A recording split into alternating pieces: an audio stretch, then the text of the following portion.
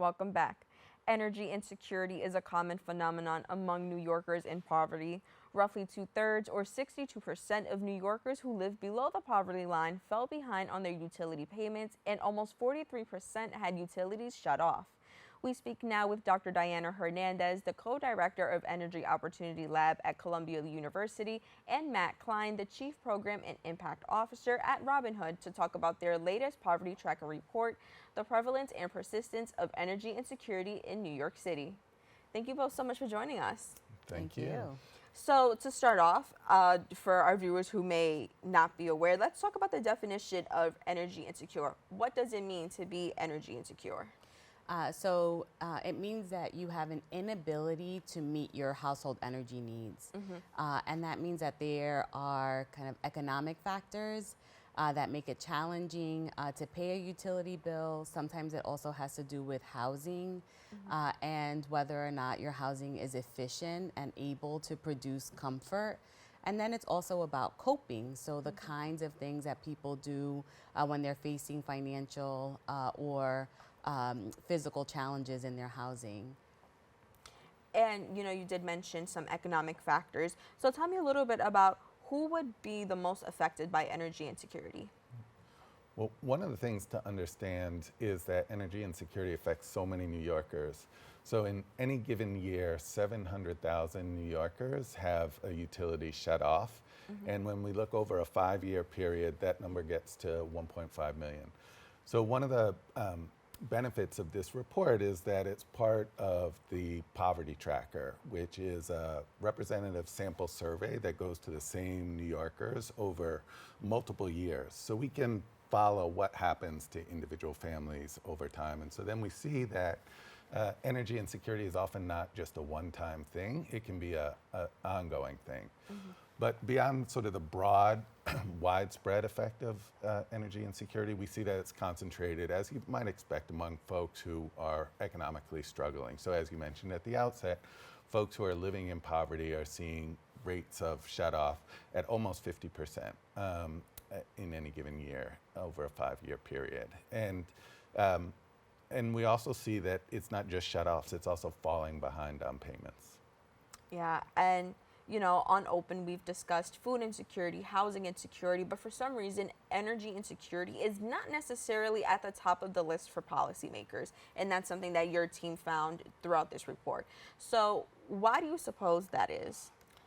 Yeah, it's hard to say. I think, things like housing and food can happen very much in public. Like you see lines at food pantries or you see homelessness. And so they're more public facing, whereas families who are struggling with economic insecurity can happen in private. You can, your heat can get shut off, you don't use air conditioning, you don't use the internet. But what we have to recognize is that these kinds of challenges are as critical as food and housing. Right now, there's health impacts on folks who are struggling with economic insecurity and energy insecurity. And the internet is obviously tied to people's participation in the full economy, whether you're a student doing homework, whether you're an adult looking for a job or communicating with coworkers. These are necessities at this point. Yeah, absolutely. And tell me, what are some ways the community can probably enlist in their policymakers right now and kind of get their attention to kind of help push this initiative forward? Yeah, so one way is just to call it out, right? We know that naming something is part of the pathway to solutions, and really kind of recognizing that energy insecurity is not only an issue, but it's also an issue that affects so many New Yorkers is one critical step. There are others too, like calling the utility company. The utility company is very aware that people are having these kinds of affordability issues, but kind of that direct line. And then connecting with policymakers. So there is a whole process called the rate case. And in a rate case, which happens every 1 to 3 years for utilities everywhere around the U.S., where there is a public-private partnership, for instance, between a utility service provider and a certain territory, the gas or electricity provider goes to their state a public utility or public service commission.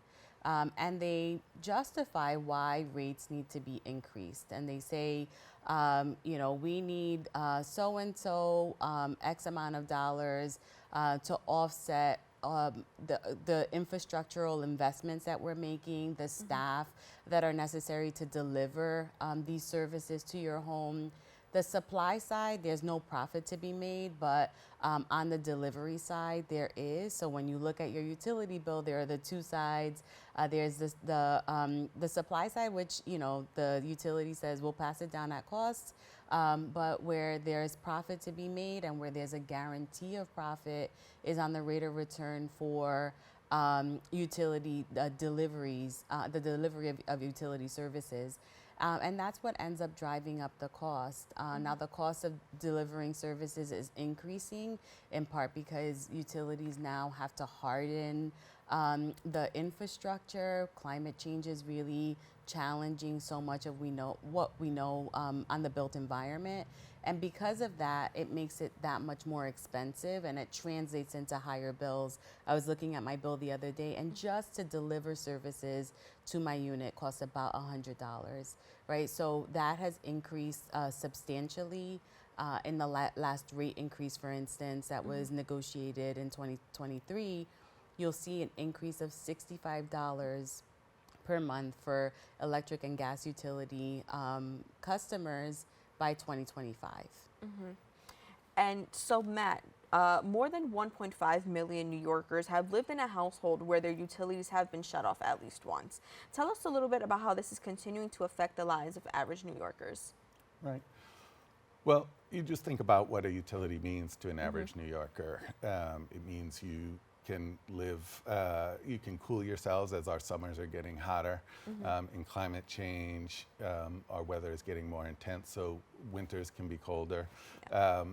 It allows you to see in your home. But as we were talking about, critically accessing the internet. So one of the things that we have to understand about energy insecurity is it sits within the context of overall affordability.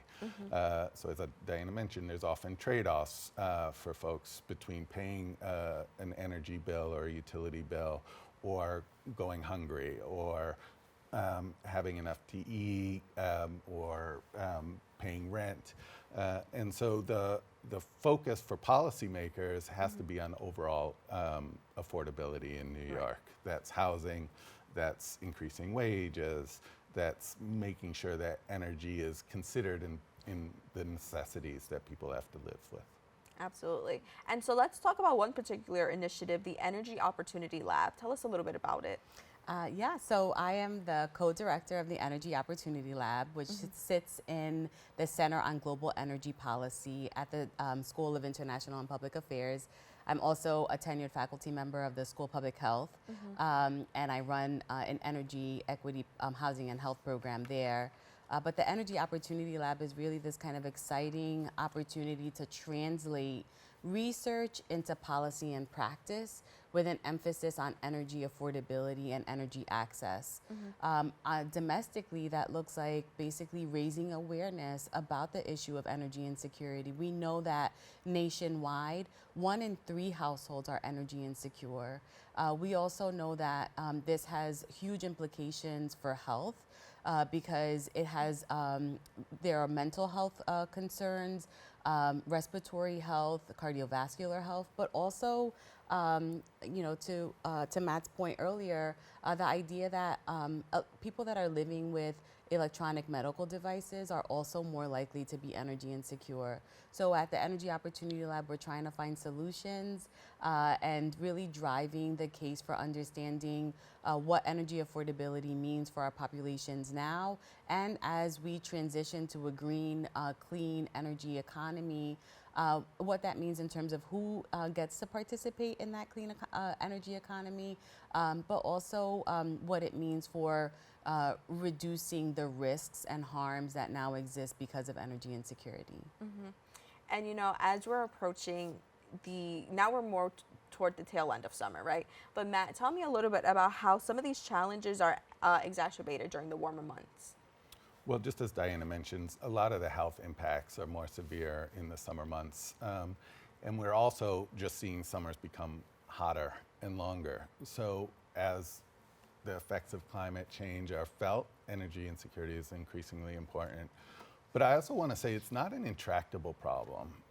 We saw, in the years prior to the pandemic, insecurity high, too high, but also declining steadily. And we saw also during the pandemic that policy efforts really helped. There were moratorium on shutting off utilities. So policy and an intentional focus on affordability can make a difference.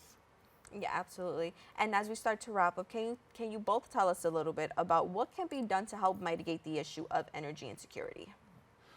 Well, again, I just put it in the overall context of affordability. So we saw, for example, dramatic reductions in the rates of poverty in New York City, both prior to the pandemic and as a result of pandemic-related policies like the child tax credit.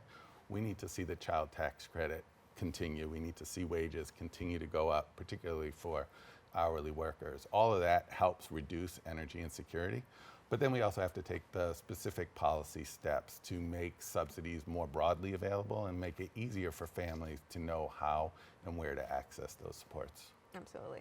Yeah, I'd just like to add, I think about it in terms of like discounts. So you can get a discount on your utility bill. There is a program that was actually negotiated in the last rate case, which is called the Energy Affordability Program.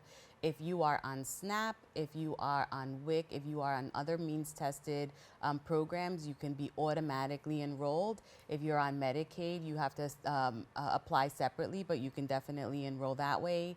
There's also HEAP, which is the Home Energy Assistance Program, and that runs seasonally from October through May or until the funds run out. And basically, you have support through the winter time. And then you also have disconnection protection programs. So if you are on life-sustaining devices, if you're over 62, if you're otherwise disabled, you can enroll with the utility provider, in this case, Con Edison or National Grid, so that your utilities can be maintained. Thinking about if you're a tenant or if you're an owner, a homeowner investing in energy efficiency, there's a lot of rebates and other incentives now to make that possible. If you're a tenant, really kind of working with your landlord to try and think about ways to make your home more efficient. And then the last piece of it is, as Matt said, the EITC, so the Earned Income Tax Credit, and overall kind of increasing wages and financial resources for households. Absolutely. Thank you both so much for coming today and sharing this information with us. Thank you. To learn more about the report, please visit the website robinhood.com. Stay tuned. We have more .org. open for you right after this.